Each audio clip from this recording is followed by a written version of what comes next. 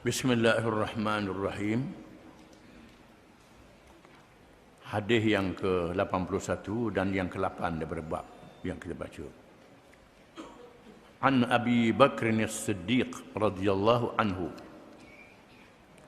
Abdullah bin Uthman ibn Amir ibn Umar ibn Ka'ab ibn Sa'ad ibn Taim ibn Murrah ibn Ka'ab ibn Lu'ay ibn Ghalib Al-Qurashi At-Taimi radhiyallahu anhu, wa huwa wa abuhu wa ummuhu sahabah radhiyallahu anhum. Qala nazartu ila aqdamil musyrikina wa nahnu fil ghari wa hum ala ru'usina. Faqultu ya Rasulullah, law anna ahadahum nazara tahta qadamayhi la absarana. Faqala sallallahu alaihi wasallam, wa ma dhannuka ya Aba Bakrin bithnaini Allahu thalithuhuma. Muttafaqun alaih. Dan dari Abu Bakar As-Siddiq radhiyallahu anhu. Nama Abu Bakar ni Abdullah. Abu Bakar ni gelaran dia. Gelaran dia Abu Bakar. Namanya Abdullah bin Uthman bin Amir bin Umar bin Ka'ab bin Sa'ad bin Taim bin Murrah bin Ka'ab bin Lu'ay bin Ghalib. Bertemu dia punya nasab dia, titisan dia dengan Nabi Murrah bin Ka'ab bin Lu'ay. Al-Qurashi daripada Quraisy, kabilah Quraisy. At-Taimi daripada Bani Tamim radhiyallahu anhu. Dia, ayahnya dan ibunya adalah sahabat radhiyallahu anhum. Abu Bakar mendapat kelebihan, ayah dia masuk Islam, mak dia masuk Islam. Tak macam Sayyidina Umar. Ayah dia mati kafir. Sayyidina Umar. Abu Bakar ni dapat kelebihan, ayah dia sempat masuk Islam, mak dia pun masuk Islam. Jadi habis keluarga dia masuk Islam radhiyallahu anhum. Kata Abu Bakar, aku memandang, aku melihat kepada kaki-kaki orang musyrikin dalam keadaan kami berada di dalam gua dan mereka berada di atas kepala-kepala kami. Lalu aku berkata, wahai Rasulullah, kalaulah salah seorang daripada mereka tunduk ke bawah, nescaya mereka dapat melihat kita. Sabda Rasulullah SAW, jangan engkau sangka, wahai Abu Bakar, sangka begitu. Kita berdua sahaja. Allah yang ketiga bersama dengan kita. Hadis riwayat Bukhari dan Muslim. Hadis ini menunjukkan ketinggian tawakul ala Allah atau bertawakal kepada Allah yang ada pada diri Nabi SAW sehingga mengatasi Abu Bakar. Ketika Nabi SAW diburu oleh orang-orang musyrikin untuk membunuhnya. Allah sebut dalam Quran, wa idh yamkuru bikal ladzina kafaru liyuthbituka aw yukhrijuka aw yaqtuluka aw yukhrijuk wa yamkuruna wa yamkurullah wallahu khairul makirin. Dan ingatlah ketika orang-orang kafir bermesyuarat. Mereka merancang untuk menahanmu, wahai Muhammad, atau membunuhmu, wahai Muhammad, dan menghalamu di luar Mekah. Dibuang dari Mekah. Mereka merancang, Allah juga mempunyai perancangan. Dan Allah sebaik-baik yang merancang untuk menggagalkan tipu daya mereka. Kisahnya apabila berlaku, Abu Jahal dan pemimpin Mekah bermesyuarat untuk menghadapi pengaruh Islam yang makin berkembang. Walaupun mereka pujuk Tak jadi apa. Pujuk nak lantik Nabi jadi raja. Nak lantik Nabi jadi ketua. Nak lantik Nabi jadi orang kaya. Dikumpulkan harta kekayaan. Nak beri pada Nabi. Guna Abu Talib. Abu Talib orang yang menjaga Nabi setelah ayah dan mak mati. Pak saudara yang sangat disegani oleh Nabi SAW. Digunakan juga untuk pujuk Nabi.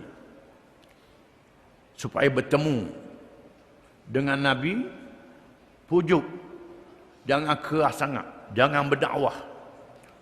Kalau sekadar nak semayang saja, semayanglah mu. Nak puasa, puasalah mu. Jangan ganggu kepada keburukan masyarakat jahiliah, kekufuran dan syirik mereka yang ada di Mekah. Mereka ingat Nabi akan malu pada Abu Talib yang jaga dia sejak Nabi umur 6-7 tahun. Setelah ayah dan mak mati, dah tentulah Nabi malu. Tiba-tiba Nabi menjawab, "Wallahi ya ammi, la wad'u syamsa fi yamini wal qamara fi yasari ala an atruka hadzal amra aw ahlika duna ma taraktu." Demi Allah, wahai bapa saudara kesayanganku, sekiranya diletakkan matahari di kananku dan bulan di kiriku, duduk bawahku belaka, supaya aku meninggalkan urusan agama Islam ini, ataupun aku mati kerananya, nescaya aku tidak akan meninggalkan urusan ini. Urusan yang telah diamanahkan oleh Allah Ta'ala. Dalam keadaan menangis, Nabi berdepan dengan pak saudara dia. Tak berdalilah. Akhirnya Abu Talib kata, "Wahai Muhammad, wahai anak saudara kesayanganku, buatlah apa nak buat pun, aku akan bersama denganmu. Buat, aku akan bersama denganmu. Aku tidak akan apa-apakanmu." Jadi Abu Jahal dan pengikut Mekah gagal memujuk Nabi walaupun menggunakan Abu Talib. Bukan Abu Talib memanggil keluarganya di kalangan Bani Hashim dan Bani Muttalib, bermesyuarat keluarga yang Islam dan keluarga yang kafir dipanggil untuk mempertahankan Nabi di atas nama keluarga. Maka mereka bersepakat untuk mempertahankan Nabi kecuali Abu Lahab, pak saudara, dan beberapa orang saja. Artinya sebahagian besar keluarga Nabi, termasuk yang bukan Islam, termasuk dia Sayyidina Hamzah tak masuk Islam lagi masa itu, dan lain-lain, Abbas tak masuk Islam. Walaupun tak masuk Islam, akan mempertahankan Nabi di atas sifat anak saudara, atas sifat keluarga. Menyebabkan Abu Jahal mengadakan mesyuarat. Bermesyuarah Abu Jahal dengan anggota-anggota kabinet dia, pemimpin Mekah. Maka ada beberapa cadangan. Hadir sama dalam mesyuarat itu Iblis la'natullah. Iblis makhluk yang ghaib, bertasyakul, merupakan dirinya dengan seorang pemimpin Badawi Arab. Hadir sama dalam mesyuarat itu. Cadangan yang pertama, Muhammad ditangkap. Ditangkap, dikurung, dipenjarakan. Lalu ada bantahan.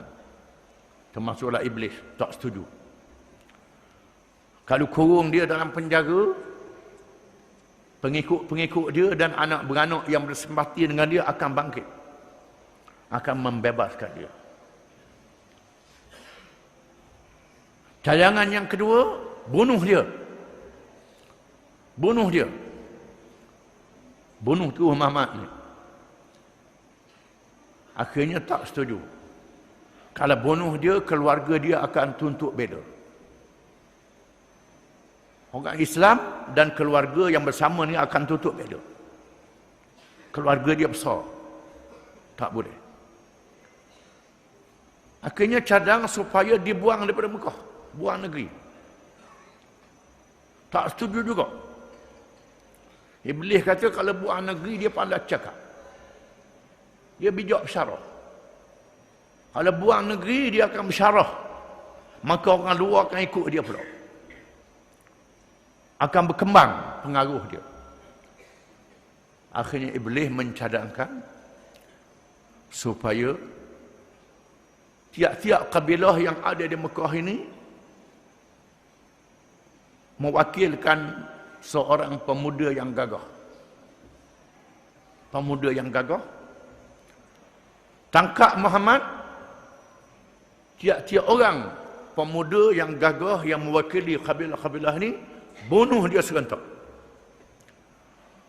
Kalau keluarga dia nak tutup bela, kena berlawan dengan semua kabilah-kabilah ini. Ini cadangan Iblis. Lalu Abu Jahal kata molek cadangan dan bersetuju dengan cadangan ini. Lalu mereka merancang untuk mengepung rumah Nabi SAW. Itulah wa idh yamkuru bika alladhina kafaru liyuthbituka aw yaqtuluka aw yukhrijuk. Ingatlah ketika mereka merancang untuk menangkap, mengurung, menahan, membunuh dan menghalammu. Tuhan kata dalam Quran. Mereka merancang, disebut dalam Quran kisahnya. Lalu mereka kepung rumah Nabi untuk merancang, melakukan rancangan ini. Dan Nabi menugaskan Sayyidina Ali supaya mengambil tempat tidurnya. Dan Nabi mengajak Abu Bakar supaya mengiringinya. Abu Bakar supaya mengiringinya. Abu Bakar mengiringi Sayyidina Ali. Abu Bakar mengiringi Nabi. Kerana Nabi nak keluar. Dan suruh Abu Bakar menyediakan untuk berhijrah. Untuk berhijrah ke Madinah. Menyediakan untuk. Dan menyediakan seorang pemandu yang tahu jalan. Pemandu ni tiba-tiba kafir. Tapi kafir yang tak setuju dengan Abu Jahal. Ini kerjasama dengan orang bukan Islam. Ada orang kafir yang tak setuju dengan Abu Jahal. Tak setuju dengan kemungkaran ini. Dan dia menyimpan rahsia. Dengan diberilah ganjarannya, dia sanggup simpan rahsia. Ini kerja yang sangat halus. Yang rahsianya tak boleh dibocorkan. Dan dirancang lagi Ibnu Mas'ud. Mengembala kambing. Ini ada tempat dia nak sembunyi, dah diatur. Sayyidina Ali ditugaskan untuk ambil alih tempat tidur Nabi. Dan ditugaskan untuk memulangkan amanah-amanah yang disimpan kepada Nabi SAW oleh orang-orang Mekah. Kerana orang-orang Mekah ni termasuk yang kafir, walaupun kafir, percaya kepada amanahnya Nabi SAW. Sanggup mereka simpan barang, simpan duit di rumah Nabi. Di sini ahli-ahli ekonomi Islam mengatakan Nabi menjadi bank. Bank yang pertama dalam sejarah manusia. Nabi menjadi bank, tempat simpanan barang penduduk Mekah. Khadijah, isteri dia. Masa hijrahnya Khadijah dah mati. Orang yang kaya. Dan simpanan ini diperniagakan. Ini muamalah ekonomi. Yang kita nampak dari segi ekonomi, Nabi jadi bank. Jadi bank.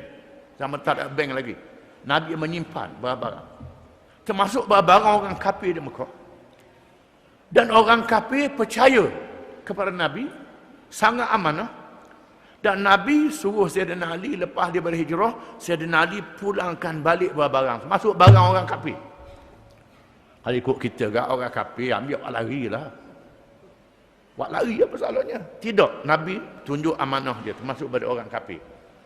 Ini kita tak kalau balah rasa payah lah. Ini tidak. Ini sifat amanah yang tinggi. Yang ditunjuk oleh Rasulullah SAW.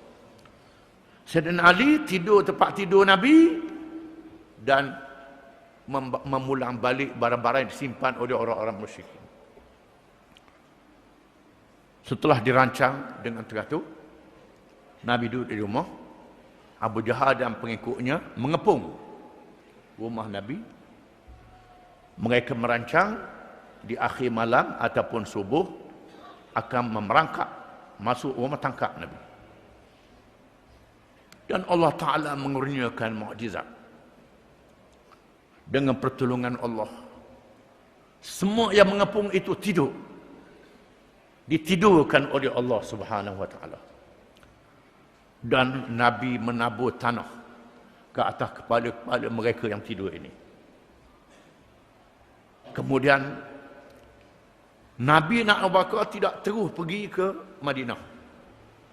Madinah di sebelah utara, Yaman di sebelah selatan.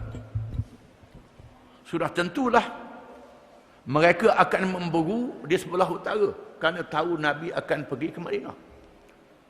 Maka Nabi tak terus pergi ke utara, pergi ke selatan. Iaitulah di Jabal Sur, Bukit Sur, yang ada di puncaknya satu gua yang kecil. Gua yang kecil yang pintunya duduk bawah lutut. Pintu gua ni. Kalau berdiri, kalau duduk jauh sikit, sekat punggung dia, pintu. Kalau tunduk baru nampak dalam. Kalau naik, datang menggek dia, sekat lutut. Gua tu, saya pernah pergi ke gua itu dan melihat sendiri bagaimana gua tu. Nak masuk dalam gua tu, kena kita meniaga. Kita meniaga, buat macam askar tu, baru boleh masuk dalam gua ini. Ini guanya. Dan di dalamnya lega. Boleh berdiri, boleh semayang dalam gua itu. Pintunya saya sempit.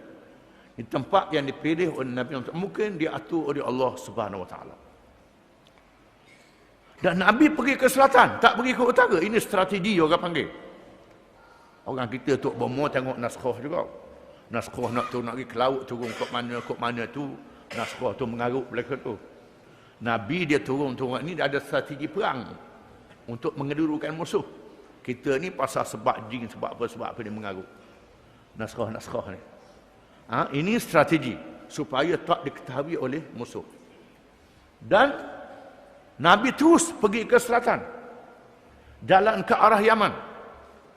Dan naik di atas Bukit Sur.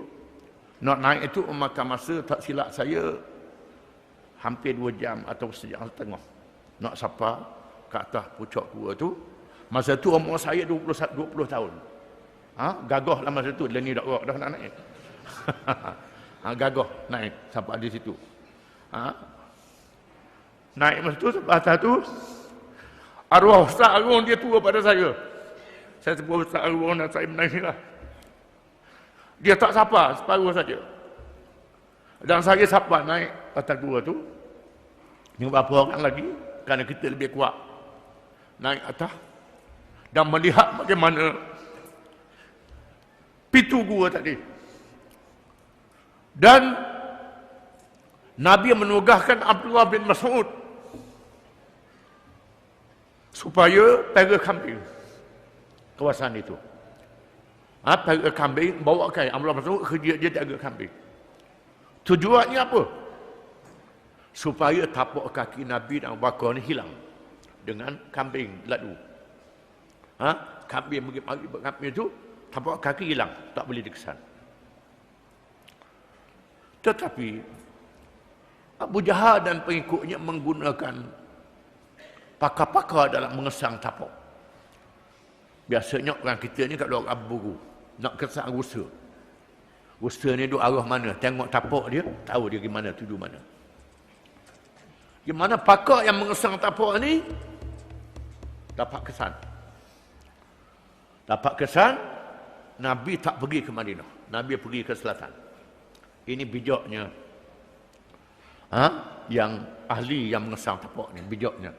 Lalu mereka pergi ke selatan, memang tuju tempat Nabi bersembunyi. Sehingga mereka naik di atas Jabal Sur. Dan sapa di tempat Nabi bersembunyi dengan Abu Bakar. Di masa itulah Mereka duduk kayang-kayang. Abu Bakar napuk. Idhuma fil ghar idh yaqulu li sahibihi la tahzan innallaha ma'ana. Ingatlah, ni sebut dalam Quran, ketika mereka berdua berada di dalam gua dan dia, yakni Nabi Muhammad SAW, berkata kepada sahabatnya, la tahzan innallaha ma'ana, jangan engkau bersedih, Allah bersama dengan kita. Ini ucapan Nabi Abu Bakar. Abu Bakar sangat sedih. Dan diriwayatkan pada masa itu Nabi dalam keadaan terlena sekejap. Dan kaki Abu Bakar disengat oleh binatang bisa. Ini ujian daripada Allah. Abu Bakar tidak mengerang, menahan kesakitan, takut diketahui oleh orang kafir. Ini ketinggian iman Abu Bakar As-Siddiq radhiyallahu anhu. Tahan kesakitan. Dan memang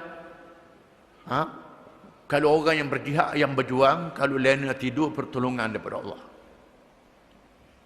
Kalau mengantuk, lena masa kita berjihad, kita berjuang, ini pertolongan daripada Allah.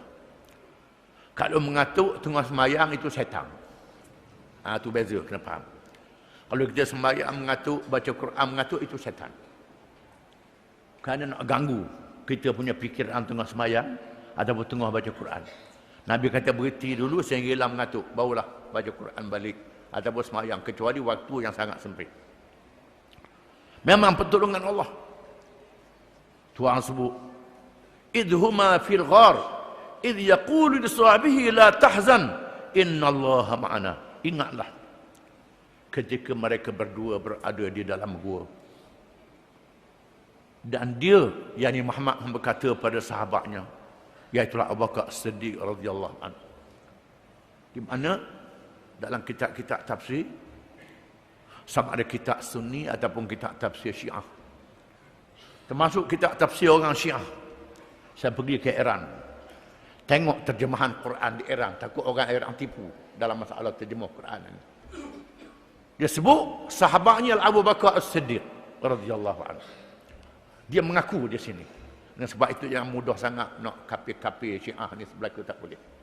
Ada yang kafir sungguh, yang tak kafir. Ini kita kena ingat, kena jaga baik. Di sini ada titik bersamaan. Sunni, Syiah, sama. Mengaku Abu Bakar adalah sahabat yang setia kepada Nabi SAW. Kecuali ada Syiah yang bodoh. Ataupun Sunni yang bodoh. Sama-sama ada bodoh berlaku. Sunni pada bodoh, Syiah pada bodoh. Jadi dia buat ke orang buat bodoh ni, kena ambil orang cerdik. Ulama-ulama yang ar-rasikhuna fil ilmi, yang mendalami dalam ilmu. Abu Bakar ialah sahabat yang disebut oleh Allah dalam Quran bersama dengan Nabi. Walaupun begitu Abu Bakar tak sama iman dia dengan Nabi. Iman Nabi lebih tinggi. Ujiannya ialah tawakal, bertawakul ala Allah, bertawakal kepada Allah. Orang Arab kita tawakul, orang Melayu kita tawakal. Tawakal ni makna serah diri pada Allah Ta'ala. Kalau tawakal orang kapung, tawakal cuba-cuba, dah ingat Allah Ta'ala, tu pelawak tu. Tawakal ni ialah kita setelah berikhtiar, fikir, patut serah pada Allah Ta'ala. Itu makna tawakal. Kalau serah pada Allah Ta'ala tak ada ikhtiar, itu tak betul, bukan tawakal. Itu dia nak jadi Tuhan, nak suruh Tuhan jadi hamba dia. Itu tak betul. Mesti tawakal. Lalu Abu Bakar kata, kalulah mereka tunduk, wahai Rasulullah, nampak kita dalam ni, habislah kita. Di saat ini Nabi kata, ma'azannuka ya Abu Bakrin bisnaini Allahu thalithuhuma. Bukan menyangka begitu Abu Bakar, kita berdua sahaja, Allah bersama dengan kita. Allah bersama dengan kita, Abu Bakar. Dia sebut Abu Bakar pun naik semangat. Naik semangat. Dan akhirnya mereka berundur daripada gua itu. Mereka berundur dengan pertolongan Allah. Hak cerita-cerita tambah macam-macam lah. Laba dia karuk lah. Buah pati dia bermeni. Tak ada. Lepas tu apa ni, karung kain bekas. Hak tu cerita tambahan tu. Nak cerita tambahan banyaklah. Banyaklah tambahannya, campur dengan laba karung di begitunya, buat tiga telur. Hak tu cerita-cerita tambahan. Cerita yang sungguhnya ialah bertawakal kepada Allah Taala dan berlakunya pertolongan Allah. Dengan sebab itu dah disebut dalam hadis ni, cerita laba karung, cerita karung kain, pati telur, tak ada dalam hadis ni. Cuma hak tambah dah. Kalau Melayu tambah banyak lagi, bewok apa pula ada macam-macam. Kalau orang Melayu pula tambah cerita pula. Ni tambah-tambah cerita. Kemuncaknya bertawakal pada Allah Taala. Setelah keadaan Mekah tenang beberapa hari, lalu Nabi pun terus naik untuk dengan Abu Bakar dan Abdullah bin Uraiqid.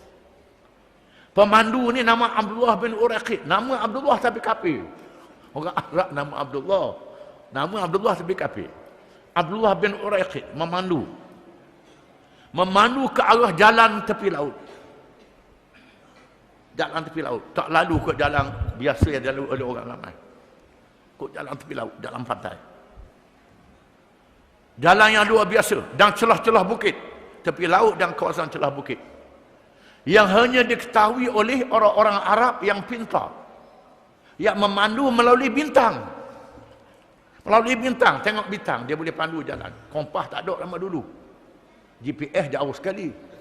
Ni ada GPS ni tak ada, GPS tak ada, kompas tak ada. Tapi melihat bintang.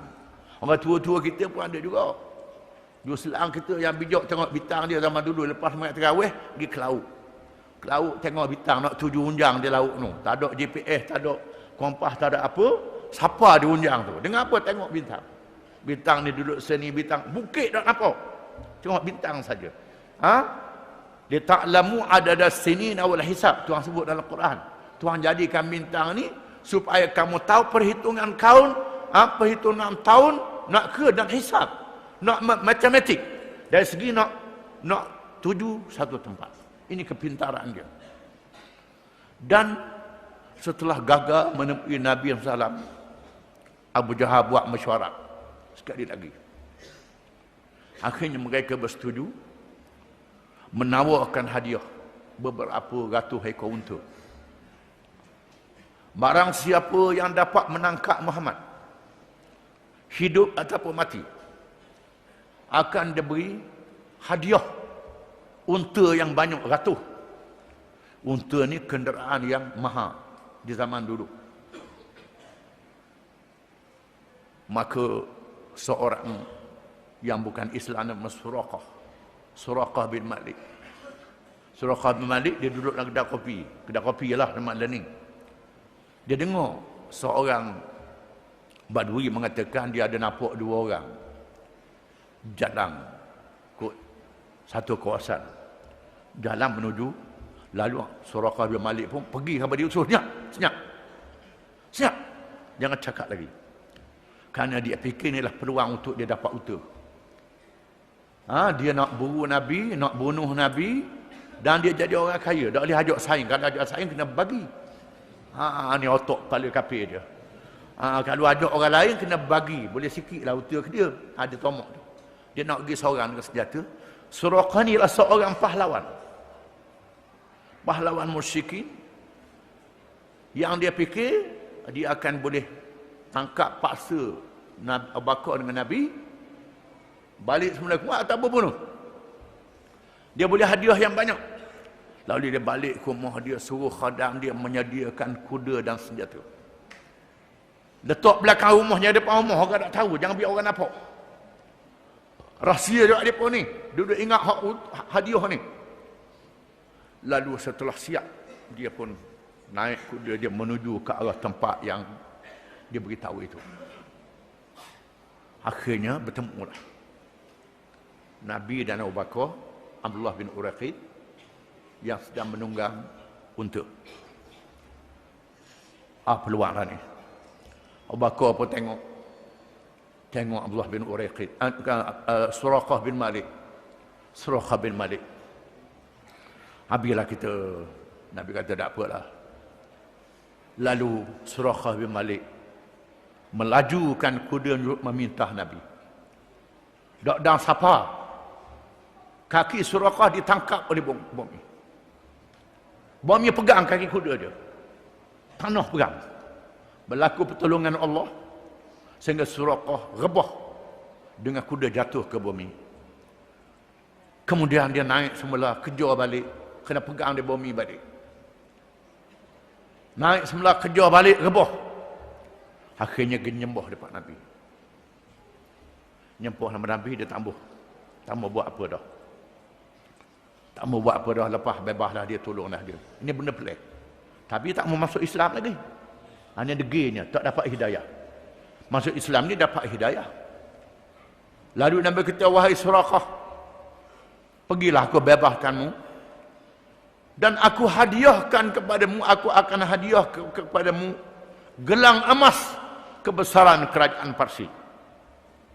Nabi kata, aku bebas kamu, aku nak beri hadiah kamu gelang emas kerajaan Parsi. Parsi ini kuasa besar dunia. Parsi dengan Rom zaman dulu. Maknanya Nabi yakin kepada janji Allah. Allah akan memberi kemenangan kepada Islam. Allah Ta'ala berjanji, Allah Ta'ala tidak mungkin janji sekali-kali. Kalau Allah Ta'ala janji nak tolong agama ni, Allah Ta'ala akan tolong agama dia.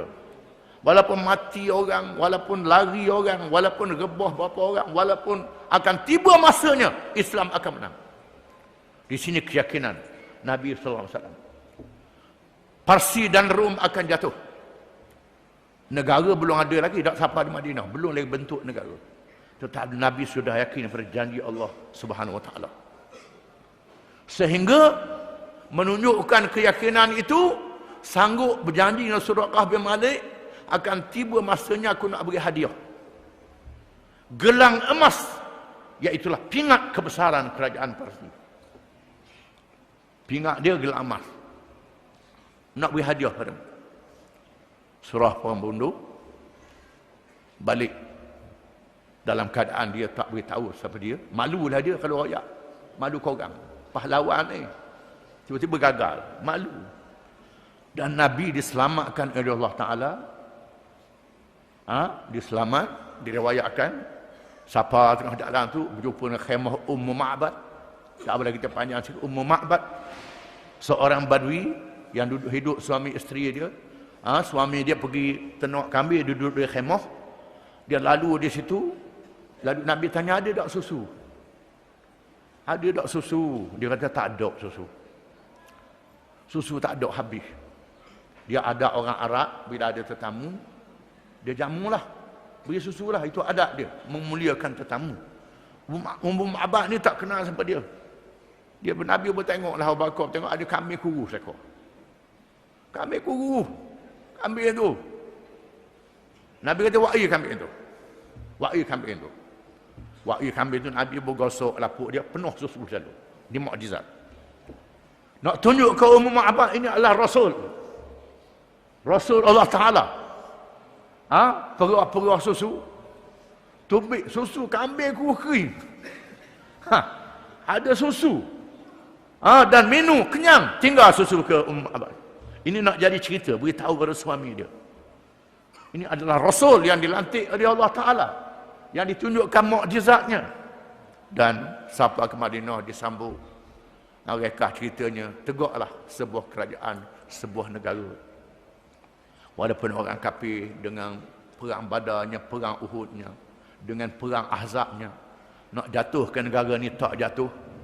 Masa perang Ahzab, Nabi berjanji Parsi dan Rom akan jatuh, Nabi kata. Orang munafik kata, nak lawan Ahzab pun tak ada. Macam mana nak jatuh Parsi dengan Rom? Nak lawan orang Ahzab yang kepung Madinah pun tak ada. Gali parit. Nak jatuh Parsi dan Rom. Ini semua janji-janji bohong belaka. Ada yang nak turun berok pun takut kerana musuh mengelilingi mereka. Ada yang nak pitam. Ada yang nak jeluak. Siapa nak keluar jantung ke halkom. Nak menang lagu mana? Nabi kata Parsi dan Rom akan jatuh. Iakah ceritanya? Parsi dan Rom jatuh tidak zaman Nabi.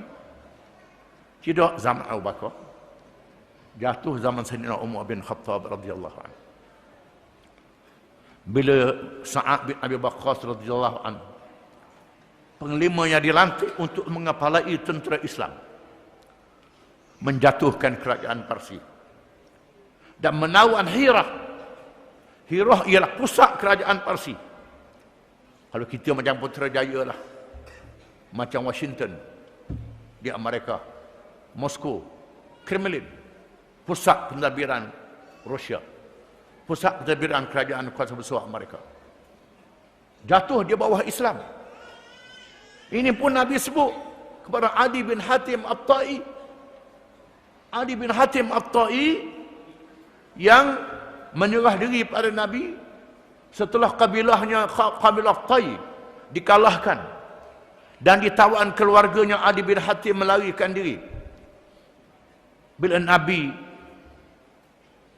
mengetahui kabilah yang ditawan, kabilah Tai, kabilah yang beramanah, Hatim At-Ta'i seorang yang Hatim At-Ta'i seorang yang dermawan di zaman jahiliyah, bukan di zaman Islam.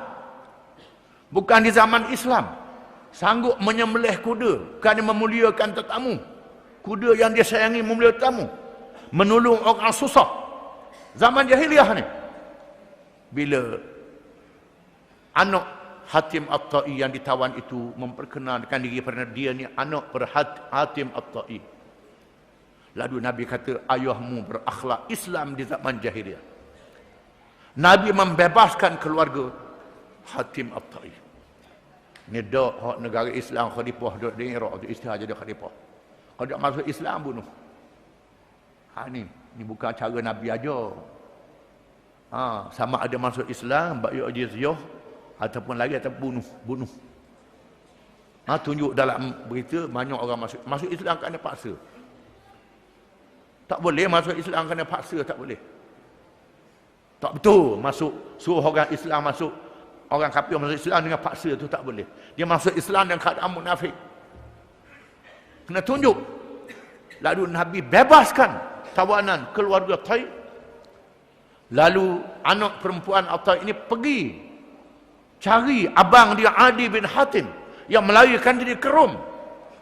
Suruh Adi ni serah diri pada Nabi Muhammad ni seorang yang baik, memuliakan ayah kita. Adi bin Hatim datang. Adi pakai rantai. Dia seorang padri. Digantung salib daripada emas. Nabi kata, ittakhadhu ahbarahum wa rubanahum arbaban min dunillah. Nabi kata, orang Kristian ni melantik padri-padri menjadi tuhan-tuhan yang lain daripada Allah. Dia kata, wahai Muhammad, kami tak sembah padri. Kata Nabi, mau pakai hukum padri, hak Tuhan kata halal, padri kata haram. Tuhan kata haram, padri kata halal. Ini melantik diri jadi Tuhan. Nabi kata, mari rumah. Mari rumah aku. Nabi kata. Nabi ajak Adi bin Hatim pergi ke rumah. Siapa tengah jalan, dia tengok Nabi tak ada pengawal. Tak ada lah pengawal bersenjata jaga Nabi, tak ada. Mari orang puan tua mengadu ke Nabi. Nabi layan orang puan tua ni. Layan. Lalu dia kata, ni bukan raja ni. Mikir hati ni bukan raja ni, Nabi sungguh. Nabi sungguh ni. Tapi nak tengok lagi. Nabi jepuk dia naik rumah. Naik atas rumah. Lalu Nabi capuk bata tempat duduk. Ijlis, kata Nabi, duduk atas bata ni. Orang Arab dia duduk atas bata. Orang Melayu duduk atas bata sakit pintu. Nah, duduk atas bata ni. Kata Adi, dak awak duduk. Dak awak duduk. Awak tetamu saya. Nabi letak dia. Muliakan dia. Dia tak masuk Islam lagi. Letak. Nabi duduk bawah. Tak letak. Wahai Adi, aku tahu pasal apa mu tak masuk Islam. Mu takut kerana Islam ni miskin. Islam ni lemah. Akan tiba masanya Islam akan menang. Akan jadi kuat. Aku tahu, wahai Adi, mu tak masuk Islam ni kerana Islam ni miskin. Tak ada duit, tak ada piti. Tak ada harta. Akan tiba masanya Islam menang. Harta akan melimpah ruah banyak. Sehingga tak ada orang miskin lagi nak terima. Semua dapat bahagian mereka. Lebih keuangan. Mu kena ada hirah. Hirah mu kena ada, wahai Adi. Kata Adi, tahu Hira ni. Hira ni pusat kerajaan Parsi lah. Tapi aku tak pernah pergi lagi. Dengar cerita je ada nama Hira. Wahai Adi, akan tiba masanya Hira akan ditakluk oleh Islam. Islam akan menguasai Hira. Akan berlaku keamanan. Sehingga perempuan-perempuan dari Hira akan datang mengerjakan haji dengan tidak ada pengawal. Tidak ada yang mengganggunya. Menunjukkan keadaan yang aman. Islam sudah menang. Adi pun masuk Islam akhirnya. Masuk Islam. Dan Hira ditawan zaman Sayyidina Umar bin Khattab radhiyallahu anhu. Sa'ad bin Abi Waqqas jadi penglima. Penglima Sa'ad bin Abi Waqqas mengumpulkan harta-harta rampasan. Di antara harta rampasan itu gelang kebesaran kerajaan Parsi. Setelah dibahagi mengikut bahagian ghanimah, kerana banyak sangat harta ni, lalu Sa'ad hantar barang-barang yang banyak ni ke Madinah kepada Sayyidina Umar bin Khattab radhiyallahu anhu, supaya Sayyidina Umar membahagi-bahagikan ataupun digunakanlah untuk kebijaksanaan. Bila tengok gelang ni, masa tu Suraqah bin Malik sudah masuk Islam. Suraqah dah masuk Islam. Lalu Sayyidina Umar panggil Suraqah bin Malik. Ini janji Rasulullah. Janji Rasulullah. Nak beri gelang ni padamu. Sayyidina Umar terus menyerahkan gelang kebesaran Parsi kepada Suraqah bin Malik. Dan berkata Allah Ta'ala telah membuktikan janjinya. Telah memuliakan Islam. Sehingga gelang yang dimiliki oleh Ramah Raja Parsi diberi pada Suraqah bin Malik. Ini ialah benarnya, dalil benarnya janji Allah dan janji Nabi-Nya sallallahu alaihi wasallam. Memanglah nak bertawakal kepada Allah ni bukan satu benda yang mudah. Hadis yang berikut. Panjang sikit ni. An Ummul Mukminin Ummi Salamah radhiyallahu anha anna an-nabiy sallallahu alaihi wasallam kana idza kharaja min baitihi qala bismillah tawakkaltu 'ala Allah Allahumma inni a'udzu bika an adilla aw udall aw azilla aw uzal aw azlima aw uzlam aw ajhala aw yujhala alayya. Hadis sahih rawahu Abu Daud wa Tirmizi.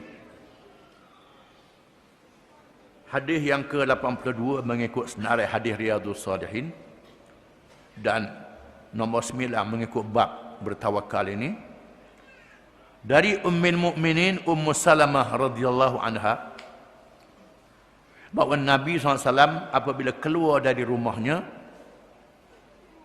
dia berkata bismillah tawakkaltu 'ala Allah Allahumma inni a'udzubika an adilla aw udall aw azilla aw uzal aw azlima aw uzlama aw ajhala aw yujhala alayya. Hadis sahih riwayat Abu Daud dan Tirmizi. Maknanya dia bismillah dengan nama Allah. Tawakkaltu 'ala Allah. Aku bertawakal menyerah diriku kepada Allah. Urusanku pada Allah. Allahumma inni a'udzubika. Ya Allah ya Tuhanku, aku berlindung denganmu. An adilla aw udall. Aku menjadi sesat dan aku disesatkan oleh orang. Sama ada aku jadi sesat ataupun disesatkan oleh orang lain. Duduk betul-betul orang lain menyesatkan aku minta berlindung. Aw azilla aw uzal. Aku tergelincir dari jalan yang benar ataupun digelincirkan oleh orang. Keluar dari jalan yang benar, aku sendiri ataupun orang pujuk aku. Orang pujuk aku gelincir di jalan yang benar. Au ajhala au yujhala alayya, ataupun aku menjadi jahil, jadi bodoh, ataupun aku dibodohkan oleh orang. Aku ni jadi bodoh sendiri ataupun dibodohkan oleh aku ni cerdik dah, tapi orang berjaya membodohkan aku. Ini doa Nabi bila nak keluar daripada rumah. Menunjukkan walaupun dia seorang rasul bertawakal kepada Allah Taala. Kata Tirmizi, hadis ni hasan lagi sahih. Ini lafaz Abi Daud. Hadis yang berikut. Yang ke-83 mengikut senarai kitab, dan yang ke-10 mengikut senarai bab ini. An Anasin radhiyallahu anhu qala qala Rasulullah sallallahu alaihi wasallam man qala yani idza kharaja min baitihi bismillah tawakkaltu ala Allah wala hawla wala quwwata illa billah yuqalu lahu hudita wa kufita wa wuqita wa tanaha anhu syaitan. Rawahu Abu Dawud wa Tirmidzi wa Nasa'i wa ghairuhum. Wa qala Tirmidzi hadithun hasan. Zada Abu Dawud fa yaqulu ya'ni syaitan li syaitanin akhar kaifa laka bi rajulin qad hudiya wa kufiya wa wuqiya. Maknanya dari Anas radhiyallahu anhu. Katanya sabda Rasulullah sallallahu alaihi wasallam, sesiapa yang berkata, yakni apabila dia keluar dari rumah, bismillah, dengan nama Allah, tawakkaltu ala Allah, aku berserah urusanku kepada Allah, wala haula wala quwwata illa billah, dan tidak ada daya dan upaya melainkan bersama dengan Allah. Dikatakan kepadanya, engkau diberi petunjuk, engkau dicukupi dengan kekuatan, engkau dipelihara oleh Allah, dan syaitan mengundurkan diri. Bila kita baca ni, riwayat Abu Dawud, Tirmizi, Nasa'i dan lainnya, kata Tirmizi hadis ini hadis hasan. Abu Dawud menyambung dengan berkata, syaitan berkata kepada syaitan yang lain, bagaimana engkau berjaya nak menipu orang ni kalau dia sudah ditunjuk, dipelihara dan dijaga oleh Allah. Syaitan kata sama dia, tak ada harapan macam ni, Tuhan jaga dia. Kalau kita baca ni, wa Anas radhiyallahu anhu qala kana akhawani ala ahdi an-nabiy sallallahu alaihi wasallam wa kana ahaduhuma ya'ti an-nabiy sallallahu alaihi wasallam wal akharu yahtarif fashakal muhtarifu akhahu lin-nabiy sallallahu alaihi wasallam faqala la'allaka turzaqu bihi. Rawahu at-Tirmidzi bi asnadin sahihin ala syarti Muslim. Dari Anas radhiyallahu anhu, katanya ada dua orang yang bersaudara di zaman Nabi sallallahu alaihi wasallam.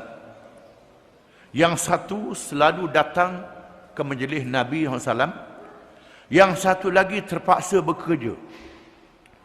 Lalu yang bekerja ni mengadu tentang saudaranya kepada Nabi sallallahu alaihi wasallam. Lalu Nabi bersabda, mudah-mudahan engkau diberi rezeki dengan sebabnya. Hadis riwayat Tirmizi dengan sanad yang sahih mengikut syarat Muslim. Maksudnya ada dua orang adik-beradik zaman Nabi. Hak seorang tu duk buat kerja. Buat kerjalah sana kemari. Hak seorang tu tak kerja. Pergi ke masjid, temu dengan Nabi selalu. Jadi orang yang kerja ni panas hati lah. Panas hati. Boleh jadi mengikut tafsiran Syekh Ali As-Sabuni, boleh jadi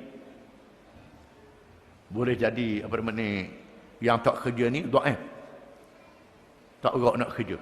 Dhaif, tak pandai. Dia sebut dalam syarah dia, dalam kitab ni, Syekh Ali As-Sabuni hadiah ke saya sendiri.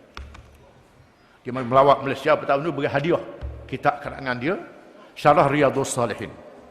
Dan saya pakai kitab ini untuk baca, menghormati seorang ulama yang tua dari Syria.